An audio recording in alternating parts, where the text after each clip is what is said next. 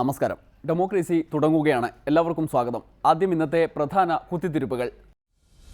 VSന് പിറന്നാൾ ആഘോഷം. ഭരണ പരിഷ്കരണങ്ങൾക്കൊപ്പം ബർത്ത്ഡേ ആഘോഷങ്ങളും പരിഷ്കരിക്കാൻ ആലോചന. സന്തോഷ ജന്മദിനം കുട്ടിക്ക്, സന്തോഷ ജന്മദിനം കുട്ടിക്ക്.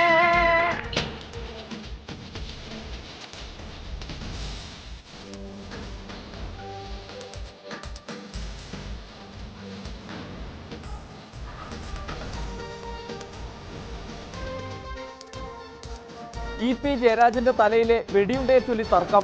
ജയരാജന്റെ തലയിൽ ഉണ്ടയില്ല എന്ന് കെ സുധാകരൻ. ഉണ്ടോ എന്നറിയാൻ വിജിലൻസിനെ കൊണ്ട് അന്വേഷിപ്പിക്കാമെന്ന് CPIM.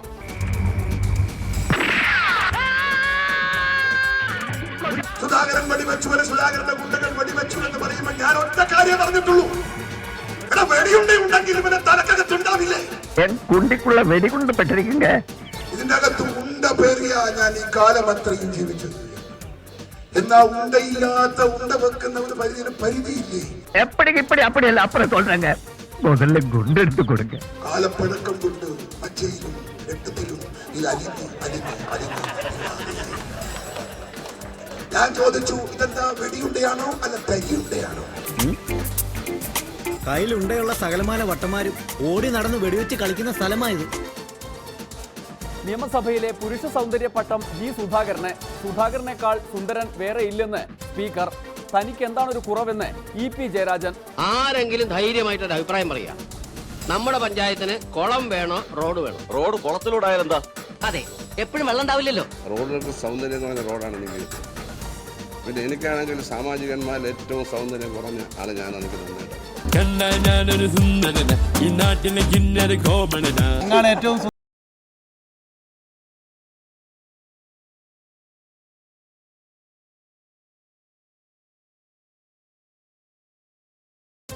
വയലുകളിൽ പുത്തൻ താരോദയം. കോതമംഗലത്ത് നിന്ന് MLA ആന്റണി ജോണിന്റെ പ്രകടനം ഡെമോക്രസിയിൽ. പതുക്കെ ഇങ്ങനെ ആക്സിലേറ്റർ കൊടുക്കണം, മനസ്സിലായ? നേരെ നോക്കി ഓടിക്കേ. മാസ്റ്റർ, ഈ ക്ലച്ചും ആക്സിലേറ്ററും ഒരുമിച്ച് അമർത്തി ചവിട്ടിയാൽ എന്ത് സംഭവിക്കും? സംസ്ഥാനത്ത് വിജിലൻസിനെ മാത്രമല്ല സർക്കാരിന് പോലും മോശമായി ബാധിച്ചേക്കാവുന്ന ഒരു നടപടിയിലേക്ക് ജേക്കബ് തോമസ് പോയി കളയുമോ എന്ന ഭീതിയിലായിരുന്നു ഇടതുപക്ഷം. ജേക്കബ് തോമസിന്റെ രാജി പ്രാവർത്തികമായാൽ ഈ സർക്കാരിന്റെ ഇമേജിലും കാര്യമായ ഇടിവ് ഉണ്ടാകുമായിരുന്നല്ലോ. എന്തായാലും രാജി തീരുമാനത്തിൽ നിന്ന് പിൻവാങ്ങാൻ ജേക്കബ് തോമസ് തീരുമാനിക്കുന്നതുകൊണ്ട് സർക്കാരിനും ഇടതുപക്ഷത്തിനുമാണ് ഏറ്റവും വലിയ നേട്ടം. മുഖ്യമന്ത്രിക്കും സർക്കാരിനും ആശ്വാസമായ ദിനത്തിന് ഒരു സുപ്രധാനമായ പ്രത്യേകത കൂടിയുണ്ട്. അത് VS അച്യുതാനന്ദന്റെ പിറന്നാൾ ദിനമാണ് എന്നതാണ്. 93-ാം വയസ്സിലും പ്രായം മറന്നുള്ള ഊർജവുമായി പോരാടുന്ന കേരള ഫിഡൽ കാസ്ട്രോയ്ക്ക് ഹാപ്പി ബർത്ത്ഡേ.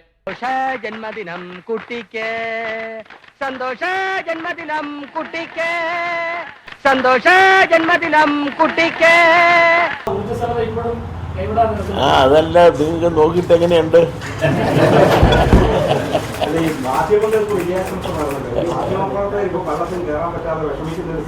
അതെ, എന്താണ് മാധ്യമങ്ങളുടെ പ്രശ്നം? ഞാൻ എടുക്കേണ്ടത് എന്താണ്?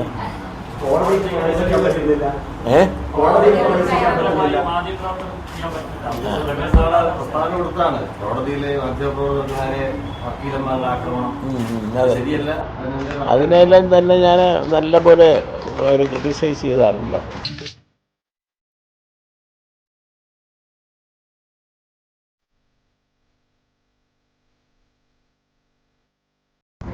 അയ്യോ,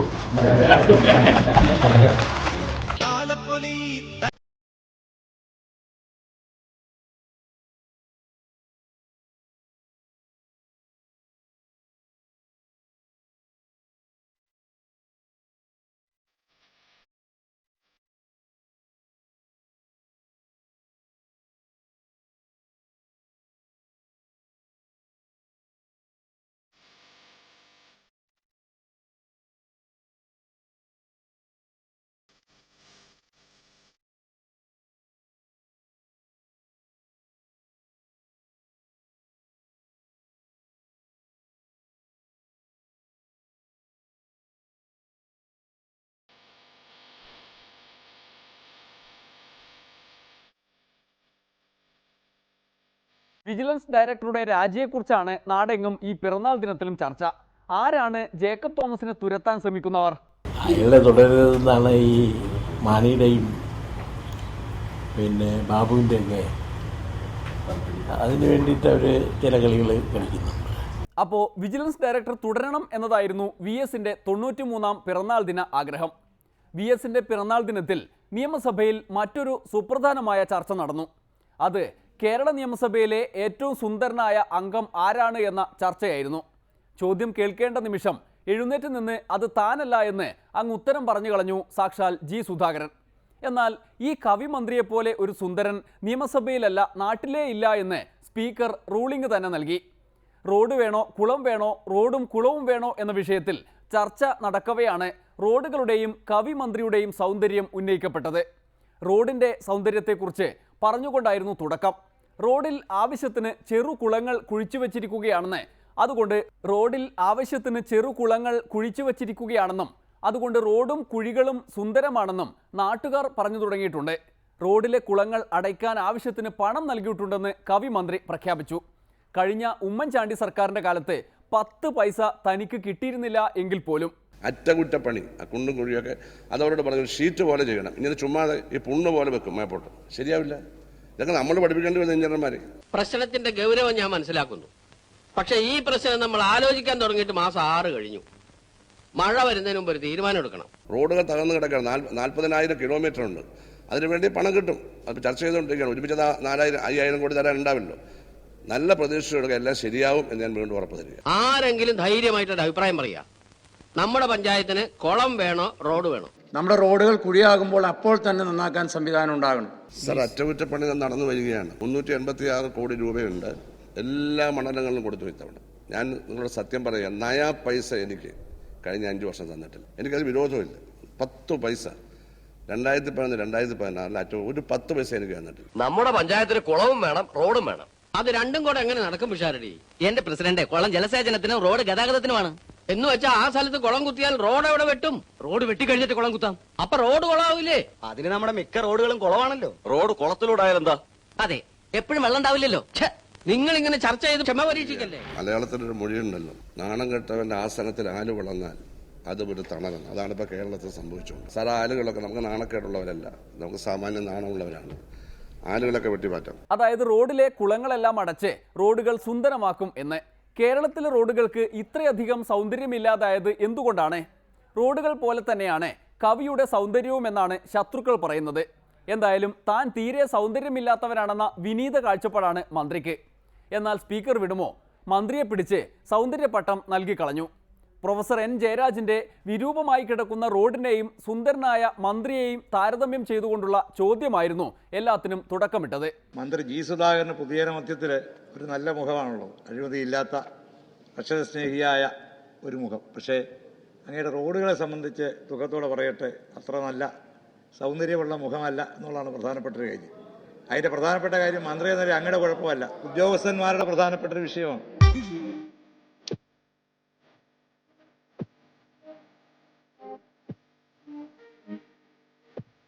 റോഡുകൾക്ക് സൗന്ദര്യം എന്ന് പറഞ്ഞ റോഡാണ് എനിക്ക് കിട്ടിയത്.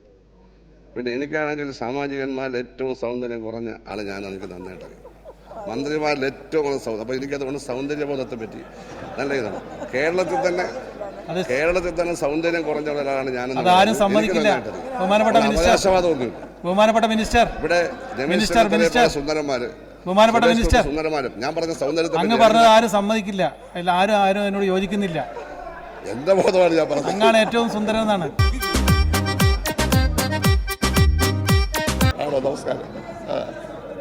നമസ്കാരം. ഞാൻ മുമ്പും പറഞ്ഞിട്ടുണ്ട്, നിങ്ങളുടെ സുന്ദരമായ മുഖം മനസ്സും അതുപോലെ ആവണമെന്ന് ഞാൻ പറഞ്ഞിട്ടുണ്ട്. ഞാനൊരു സുന്ദരന, ഈ നാട്ടിലെ കിന്നര കോമണന, പണ്ടേ ഞാനൊരു വീരന. പിന്നെ നമ്മളൊക്കെ ജന്മനാ തന്നെ അഴിമതിക്കെതിരാണ്. അല്ല, മന്ത്രി ആയതുകൊണ്ട് MLA ആയതുകൊണ്ട് മാത്രമല്ല, നമ്മൾ എതിരാണ്.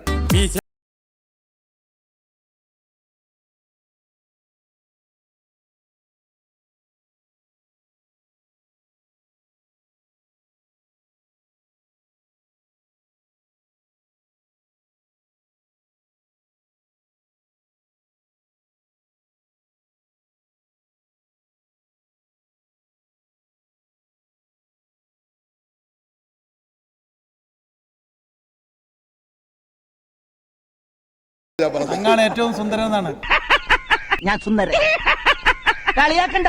ഇങ്ങനെ വെയിൽ കൊണ്ട് കോലം കടയേണ്ട ആളല്ല ഞാൻ. അങ്ങ് ദുബായിൽ ഷെയ്ക്കിന്റെ അണ്ടറിൽ കഴിയേണ്ടവനാ. സുന്ദര പാർട്ടിയുടെ സംസ്ഥാന കമ്മിറ്റി വിളിച്ചു ചേർത്ത് ജി സുധാകരന്റെ സൗന്ദര്യത്തെക്കുറിച്ച് വിപുലമായ ചർച്ച തന്നെ സംഘടിപ്പിക്കണം എന്നതാണ് ഡെമോക്രേസിയുടെ നിർദ്ദേശം. സുധാകരന്റെ സൗന്ദര്യത്തെക്കുറിച്ച് ആളുകൾ വാചാലരാകുമ്പോൾ ഇ പി ജയരാജൻ ആകെ സങ്കടത്തിലാണ്. മന്ത്രിസ്ഥാനം പോയി എന്നതുകൊണ്ട് മാത്രമല്ല, തലയിലുണ്ട് എന്ന് പറയപ്പെടുന്ന വെടിയുണ്ടയെക്കുറിച്ച് ഓർത്താണ്. പണ്ട് കെ സുധാകരൻ ഏർപ്പാടാക്കിയ വാടക ഗുണ്ടകൾ തീവണ്ടി യാത്രയ്ക്കിടെ വെടിവെച്ചു എന്നതാണല്ലോ ആരോപണം. ആ വെടിയുണ്ട ഇപ്പോഴും തലയിലുണ്ട് എന്ന സ്നേഹം സഖാക്കൾ പലരും പ്രകടിപ്പിക്കാറുമുണ്ട്. എന്നാൽ അങ്ങനെയൊരു വെടിയുണ്ട ഇല്ല എന്നാണ് സുധാകര ഗാന്ധിയുടെ പ്രഖ്യാപനം. അപ്പോൾ വെടിവെപ്പിൽ നിന്ന് തന്നെ തുടങ്ങാം, തലയിൽ തറഞ്ഞ ആ വെടിയുണ്ടയിലേക്ക്. ഇന്ന് ആ പന്നിയുടെ അന്ത്യ ഇതുകൊണ്ട് വെടിവെച്ചാ പന്നി ചാവുമല്ലോ. എടാ, ഇതുകൊണ്ട് വെടിവെച്ച പിന്നെ പന്നിയുടെ അഡ്രസ് പോലും ഉണ്ടാകില്ല. അത് മതി. പന്നിയെ കിട്ടിയാൽ നമ്മൾ രാത്രി തന്നെ ചണ്ടിച്ചാൻ്റെ അടുത്തെത്തുന്നു, അപ്പറാക്കുന്നു, ചാപ്പിടുന്നു. ശബ്ദം കേട്ട പന്നി വരികയില്ല.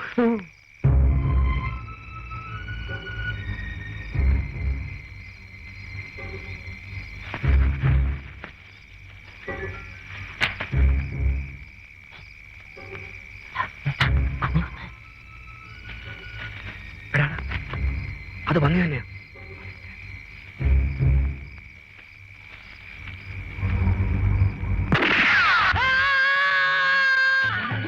സുധാകരൻ വെടിവെച്ചു, സുധാകരന്റെ ഗുണ്ടകൾ വെടിവെച്ചു എന്ന് പറയുമ്പോൾ ഞാൻ ഒറ്റ കാര്യം പറഞ്ഞിട്ടുള്ളൂ.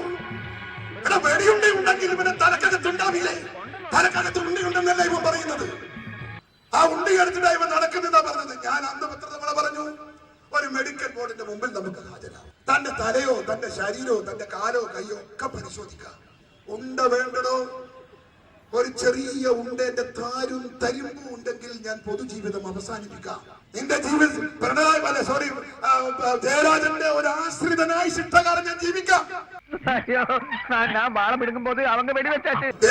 എന്റെ തല കണ്ടില്ലേ? ഉണ്ടയാണ് ഇതിന്റെ അകത്ത്. ഇതിന്റെ അകത്ത് ഉണ്ട പേറിയാ ഞാൻ ഈ കാലം അത്രയും ജീവിച്ചത്. എന്നാ ഉണ്ടയില്ലാത്ത ഉണ്ട വെക്കുന്നവന് പരിധിയില്ലേ? കുണ്ടിക്കുള്ള വെടികൊണ്ട് പെട്ടിരിക്കുങ്ക വലി താങ്ക മുടിയില്ല. എപ്പടിയാവത് കാപ്പാത്തുക വെടികുണ്ട അതെപ്പടി? നിന്റെ കയ്യിൽ ഉണ്ടയുമില്ല, നിന്റെ കയ്യിൽ വെടിയുമില്ല, നിന്റെ ശരീരത്തിൽ ഉണ്ടയുടെ പൊടിയുമില്ല എന്ന യാഥാർത്ഥ്യം ഞാൻ ആവർത്തിക്കുന്നു. എപ്പടിക്ക് ഇപ്പടി അപ്പടിയല്ല അപ്പുറം சொல்றங்க. முதல்ல ഗുണ്ടെടുത്ത് കൊടുക്ക. ധൈര്യമുണ്ടോ? ആനന്ദമുണ്ടോ? നട്ടലുണ്ടോ? ഒരു മെഡിക്കൽ ബോർഡിന്റെ മുമ്പിൽ ഹാജരായി തെളിയിക്കണോ നിന്റെ ശരീരത്തിൽ ഉണ്ടയുണ്ട് എന്ന്? ആസ്പത്രിക്ക് പോകാൻ മുടിയാതുങ്ക. ഏതാവത് ഒരു കത്തിയെടുത്ത് എപ്പടിയാവത് ഗുണ്ടെടുക്ക. ഞാൻ അങ്ങനെ ഒന്ന് വെല്ലുവിളിച്ചപ്പോ പി ജയരാജൻ പത്രസമ്മേളനം നടത്തിയിട്ട് പറഞ്ഞു, കാലപ്പഴക്കം കൊണ്ട് മജ്ജയിലും രക്തത്തിലും ഇത് അലിഞ്ഞ് അലിഞ്ഞ് അലിഞ്ഞ് ഇല്ലാതെയായി. ഞാൻ ചോദിച്ചു, ഇതെന്താ വെടിയുണ്ടയാണോ അല്ല തരിയുണ്ടയാണോ? തരിയുണ്ട രക്തത്തിലും മജ്ജയിലും ലയിച്ച് ലയിച്ചില്ലാണ്ടാവും. വെടിയുണ്ട പോവോ?